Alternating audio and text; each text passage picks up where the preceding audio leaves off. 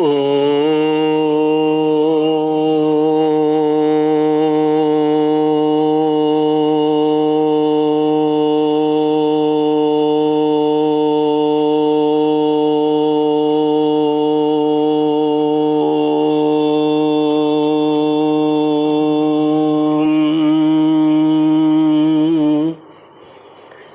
गुरुचरण कमलेभ्यो नमः। श्री गणेशाय नमः। श्री सरस्वत्यै नमः। श्री विष्णवे नमः। श्री कृष्ण गोविंद हरे मुरारे, हे नाथ नारायण वासुदेव। श्री कृष्ण गोविंद हरे मुरारे, हे नाथ नारायण वासुदेव। हे नाथ नारायण वासुदेव, हे नाथ नारायण वासुदेव। श्री कृष्ण गोविंद हरे मुरारे, श्री कृष्ण गोविंद हरे मुरारे, श्री कृष्ण गोविंद हरे मुरारे, हे नाथ नारायण वासुदेव। ओम नमो भगवते वासुदेवाय। ओम नमो भगवते वासुदेवाय। ओम नमो भगवते वासुदेवाय। ओम नमो भगवते वासुदेवाय। ओम नमो भगवते वासुदेवाय।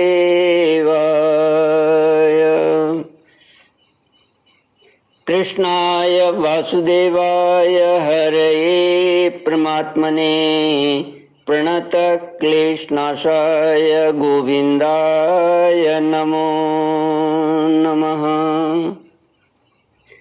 कृष्णाय वासुदेवाय हरये परमात्मने प्रणत क्लेशनाशाय गोविंदाय नमो नमः। सच्चिदानंद रूपाय विश्वोत्पत्त्यादि हेतुवे तापत्रय विनाशाय श्री कृष्णाय वयं नमः। श्री कृष्णाय वयं नमः। सच्चित आनंद स्वरूप परमात्मा जो सृष्टि के उत्पत्ति, पालन और संहार करता है तथा जीवों के आध्यात्मिक, आदि दैविक, आदि भौतिक तापों को नष्ट करने वाले हैं, अर्थात जीवों के मानसिक, शारीरिक और भौतिक दुखों को दूर करने वाले हैं, उन श्री कृष्ण भगवान को हम नमस्कार करते हैं। श्री कृष्ण गोविंद हरे मुरारे, हे नाथ नारायण वासुदेव। श्रीमद् भागवत पंचम स्कंद अथ द्वितीयोऽध्यायः। श्री शुक उवाच एवं पितरि संप्रवृत्ते तदनुशासने वर्तमान अग्निध्रो जम्बूद्वीपौकश प्रजा औरस वद्धर्मावेक्षमाणा पर्यगोपायत।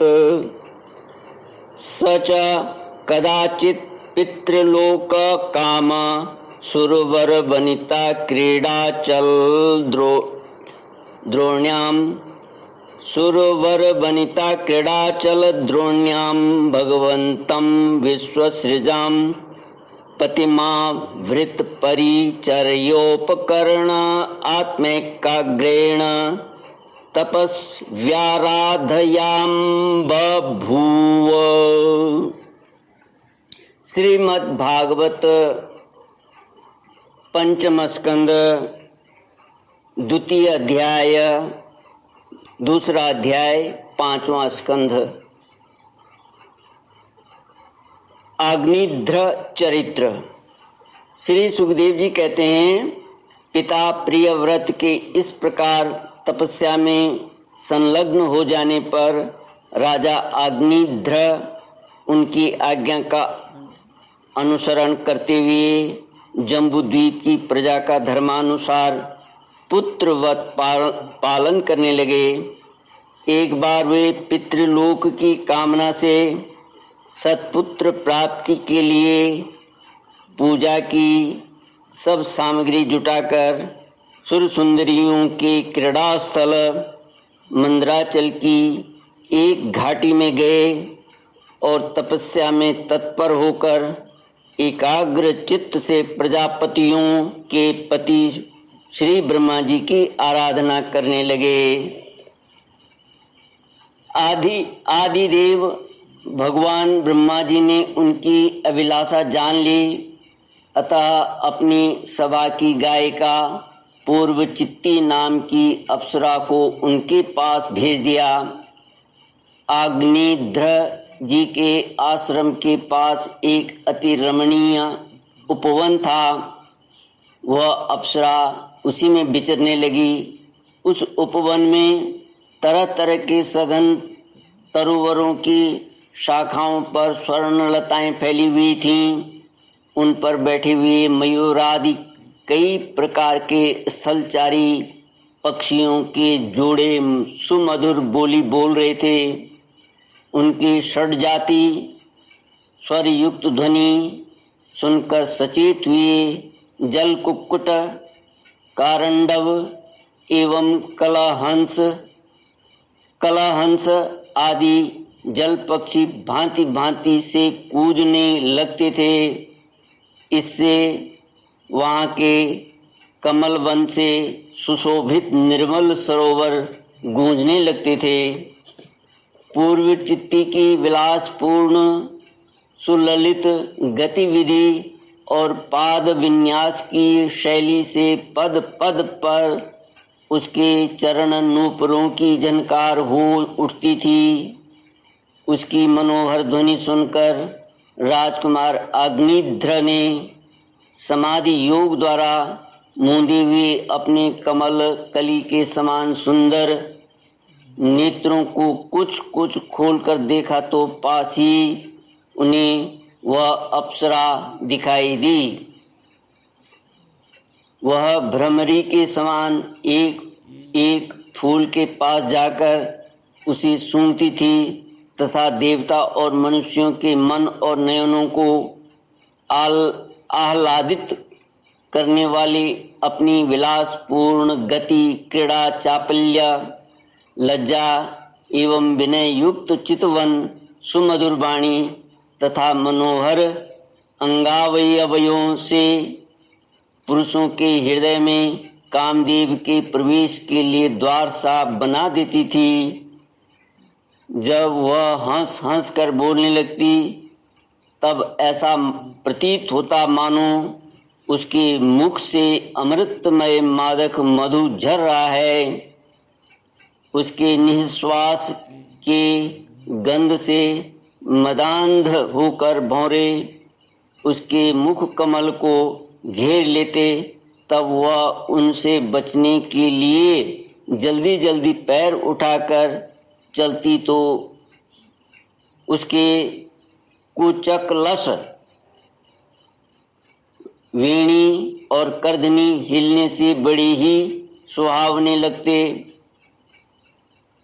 यह सब देखने से भगवान कामदेव को अग्निध्र के हृदय में प्रवेश करने का अवसर मिल गया और वे उनके अधीन होकर उसे प्रसन्न करने के लिए पागल की भांति इस प्रकार कहने लगे।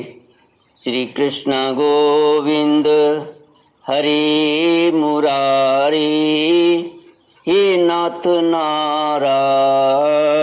वासुदेव।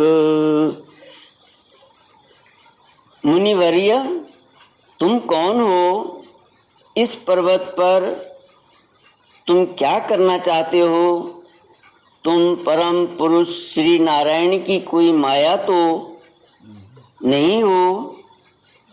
भौं की ओर संकेत करके सखे, तुमने ये बिना डोरी के 2 धनुष क्यों धारण कर रखे हैं? क्या इनसे तुम्हारा कोई अपना प्रयोजन है, अथवा इस संसार अरण्य में मुझ जैसे मत वाले मृगों का शिकार करना चाहते हो? अग्निध्र कामदेव के कटाक्षों को लक्ष्य करके कहते हैं, तुम्हारे ये 2 बाण तो बड़े सुंदर और पैने लगते हैं। अहो, इनके कमल दल के पंख हैं, देखने में बड़े शांत हैं और पंखहीन हैं। यहाँ वन में विचरते हुए तुम इन्हें किस पर छोड़ना चाहते हो? यहाँ तुम्हारा कोई सामना करने वाला नहीं दिखाई देता। तुम्हारा यह पराक्रम हम जैसे जड़ बुद्धियों के लिए कल्याणकारी हो।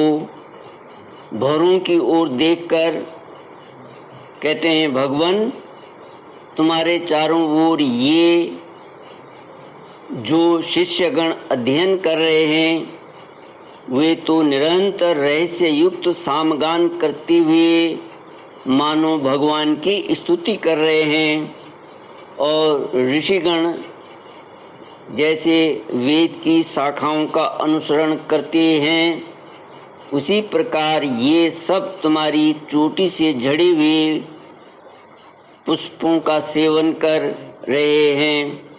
नूपुरों के शब्द की ओर संकेत करके अग्निध्र कहते हैं ब्रह्मन कामदेव जी को, ब्रह्मन, तुम्हारे चरण रूप पिंजड़ों में जो तीतर बंद हैं, उनका शब्द तो सुनाई देता है, परंतु रूप देखने में नहीं आता। करधनी सहित पीली साड़ी में अंग की कांति की उत्प्रेक्षा कर कहते हैं, तुम्हारे नितंबों पर यह कदम्ब कुसुमों की सी आभा कहाँ से आई है? इनके ऊपर तो अंगारों का मंडल सा भी दिखाई देता है, किंतु तुम्हारा वलकल वस्त्र कहाँ है? कुमकुम मंडित कुचों की ओर लक्ष्य करके कहते हैं, द्विजवर, तुम्हारे इन दोनों सुंदर सींगों में क्या भरा हुआ है? अवश्य ही इनमें बड़े अमूल्य रत्न भरे हैं। इसी से तो तुम्हारा मध्य भाग इतना कृश होने पर भी तुम इनका बोझ ढो रहे हो। यहाँ आकर तो मेरी दृष्टि भी मानो अटक गई है। और सुभग, इन सींगों पर तुमने यह लाल लाल लेप सा क्या लगा रखा है? इसकी गंध से तो मेरा सारा आश्रम महक उठा है। मित्रवर, मुझे तो तुम अपना देश दिखा दो, जहाँ के निवासी अपने वक्ष स्थल पर ऐसे अद्भुत अवयव धारण करते हैं, जिन्होंने हमारे जैसे प्राणियों के चित्तों को क्षुब्ध कर दिया है, तथा मुख में विचित्र हाव भाव, सरस भाषण और अधरामृत जैसी अनूठी वस्तुएं रखते हैं। प्रियवर, तुम्हारा भोजन क्या है? ये अग्निध्र कामदेव जी को कहते हैं, तुम्हारा भोजन क्या है, जिसके खाने में तुम्हारे मुख से हवन सामग्री की सी सुगंध फैल रही है? मालूम होता है तुम कोई विष्णु भगवान की कला ही हो, इसलिए तुम्हारे कानों में कभी पलक न मारने वाले मकर के आकार के 2 कुंडल हैं। तुम्हारा मुख एक सुंदर सरोवर के समान है, उसमें तुम्हारे चंचल नेत्र भय से कांपती हुई 2 मछलियों के समान दंत पंक्ति हंसों के समान और घुंघराली अलकावली भौरों के समान शोभायमान है। तुम जब अपने कर कमलों से थपकी मारकर इस गेंद को उछालते हो तब यह दिशा विदिशाओं में जाती हुई मेरे नेत्रों को तो चंचल कर ही देती हैं, साथ ही साथ मेरे मन में भी खलबली पैदा कर देती है। तुम्हारा बांका जटाजूट खुल गया है, तुम इसे संभालते नहीं। अरे यह धूर्त वायु कैसी दुष्ट है जो बार बार तुम्हारे नीवी वस्त्रों को उड़ा देती है। तपोधन तपस्वियों के तप को भ्रष्ट करने वाला यह अनूप रूप तुमने किस तप के प्रभाव से पाया है। मित्र, आओ कुछ दिन मेरे साथ रहकर तपस्या करो, अथवा कहीं विश्व विस्तार की इच्छा से ब्रह्मा जी ने ही तो मुझ पर कृपा नहीं की है। सचमुच तुम ब्रह्मा जी की ही प्यारी देन हो। अब मैं तुम्हें नहीं छोड़ सकता। तुम में तो मेरे मन और नयन ऐसे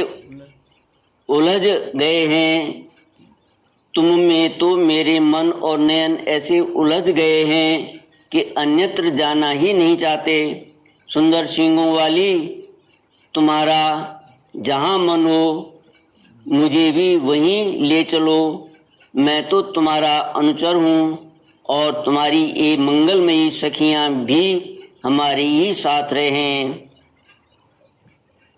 श्री सुखदेव जी कहते हैं, राजन, अग्निध्र देवताओं के समान बुद्धिमान और स्त्रियों को प्रसन्न करने में बड़े कुशल थे।